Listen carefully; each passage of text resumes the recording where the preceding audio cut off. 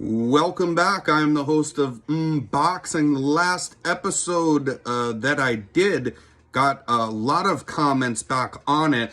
And granted, if there are more episodes that get many comments like this, or especially questions, and they're laid out in a respectful nature, we could do more short videos like this to go over and answer them. We can fit them in as a segment on the show or whatever. But I got a lot of comments talking about the small section of a larger Deontay Wilder conversation that was about Tyson Fury. And of course, because this is boxing, there is a lot of times that, you know, someone is not a fan of a guy or something, and it sparks kind of a lot of emotion or hatred towards them, and a willingness sort of to buy into whatever kind of suits the narrative that they so choose. I wanted to touch over a few things. First off, we talked about steroids. So as I did lay this out as an excuse of Deontay Wilder, it's in a larger picture of the fact that there were too many excuses, right? So when you mention things about Daniel Kinnison or steroids or Tyson Fury, being suspended by the UK, boxing board of control, so on and so forth. This is probably very true, I mean, it's most likely is.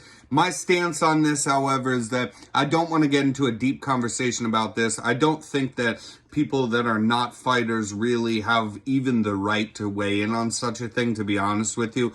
If fans want to see a boxing match between two fighters, and one of them is on steroids or not, if it was up to take a poll from fans on would they still like to see the fight, it would be overwhelming odds. So not only does the fan base truly not give a shit about steroids, and there's a bit of virtue signaling involved in talking about, oh, this guy's dirty. On the other, on a whole nother point added on to that the fan base actually does not give a shit about steroids.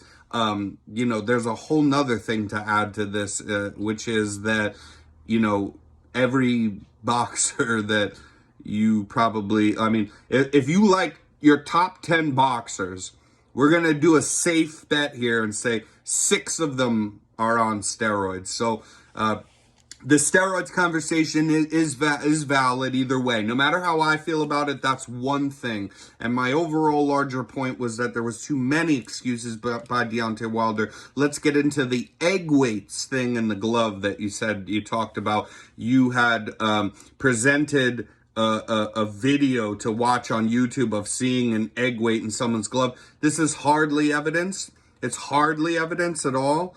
This is dealing in boxing is through commissions, 2 different teams of management, coaches, fighters, sanctioning bodies, belt, WBC, WBO, depending on who's ever holding the belt. The WBC being kind of the most prestigious that there is, which is the belt that Tyson Fury holds. There is a lot of hoops to jump through to put on a boxing match, and there are lots of people involved in the boxing match.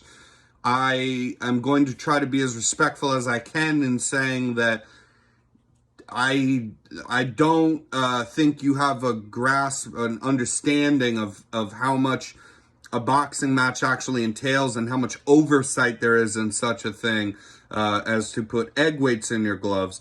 There is a steadfast rule you have to have. I'm not sure if you're aware of this, but you have to have another member of the opposing team, a head coach or whatever, that the fighter will choose to go into the other fighter's locker room, so and vice versa.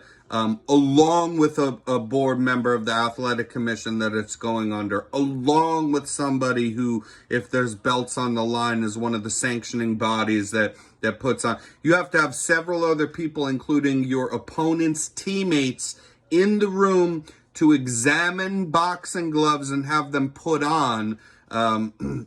There's very stern rules on this ever since, Miguel Cotto, fought an infamous boxer who had put dipped his wraps in cement. They don't really play around with these things anymore. So, and also it's sorely mistaken that Deontay Wilder did mention about egg weights in the gloves.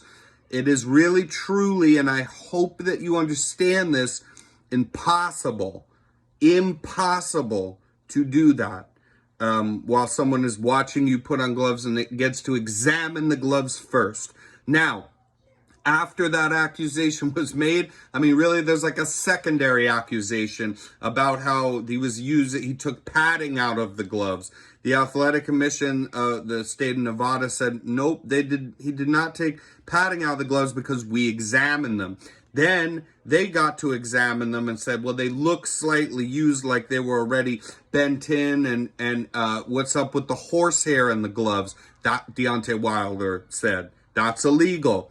And the Athletic Commission in the state of Nevada said, simply, no, it is not. You are wrong. It is not illegal to use horsehair in your gloves, even though Deontay Wilder is right in the fact that, again, it is not illegal, but when you do have horsehair in your gloves, it moves around easier, for sure, than foam padding that will stay in one place and is one solid piece going up. So the horsehair is like long strings going all the way up, wrapped together, and when you punch with them or even make a fist, they can be moved over to the side and kind of expose knuckles in the gloves. However, this is not illegal. You need to have padding in your gloves as well if you are using horsehair, but Deontay Wilder was mistaken and admitted as much. There are websites you can go and look this sort of thing up at.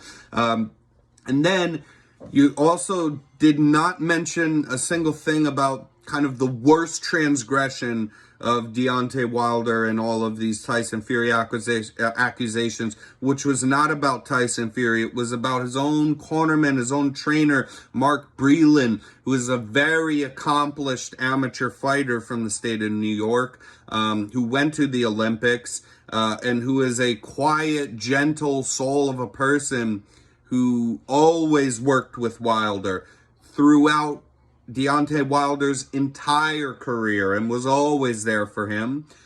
He accused him of putting laxatives or some sort of thing in his water. That is the worst transgression of all these excuses. Mark Breland was fired by Deontay Wilder over this. Absolutely absurd. And also, you know, even I forgot to mention yet another Wilder excuse on the last show, which was that his costume that he picked out for his walkout was too heavy and 40 pounds was too heavy. What do you want me to say about this? He picked out the costume, man. Also, I don't think that a freak athlete like Deontay Wilder, who is in phenomenal shape, would really be hindered in any sort of way, not even significant, in any sort of way, by wearing a 40-pound costume for about 3 minutes on a walkout to the ring, and said, oh, his legs weren't under him. I am completely out of shape these days, though I did have a heyday at one point. I am completely out of shape and routinely carry around my 5-year-old daughter, who is almost 60 pounds, on my shoulders. This is just not debatable. These are many excuses, and it just gets back to my overall point that Deontay Wilder had too many excuses that turned me off. But however, I do definitely respect that you laid out some comments respectfully, but you know, again, I mean, I have a boxing channel for a reason. I said the things I say and will say the things I say for a reason, and though some are opinions, some things are simply not true. And if you know, I mean, for instance, I'm a fan of Deontay Wilder and Tyson Fury, and this was part of an episode in which I was completely turning a point about Deontay Wilder that It matters more than words, the performance he put in that third fight and won me back over, right? So a good thing, actually. But yet again, because we're talking boxing, it's almost as if somebody didn't like, let's say, Deontay Wilder instead of Tyson Fury, they could refer people to my video. But I am unbiased in all of this. I was simply laying some things out to be discussed. And if we have some more comments or especially questions, we could do more of these shorts, or again, fit them in as segments on the show. They are much appreciated.